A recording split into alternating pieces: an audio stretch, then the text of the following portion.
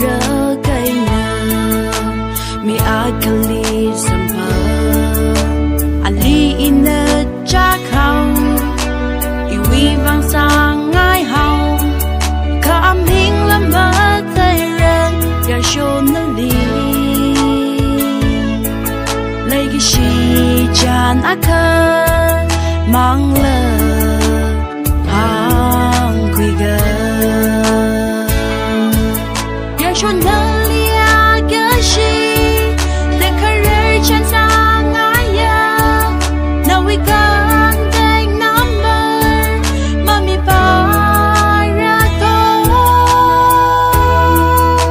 Aming lang lỡ thấy quy ngay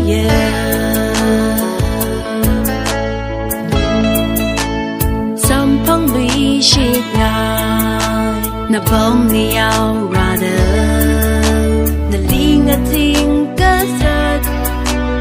mơ lung cơ tu na li na pa sang pa ta shon ta lấy cơ bi cơ mà mơ pa quy ini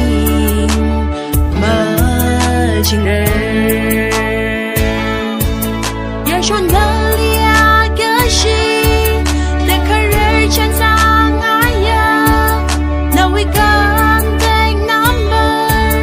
mami para to Aming lang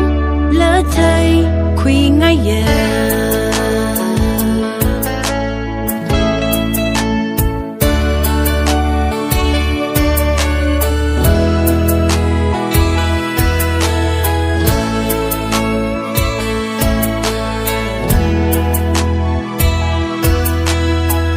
Chang a kawi tili na li sampa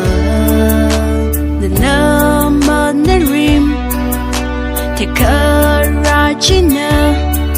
na wini ngai kamata chili bahau na li ning chang Yarsho na li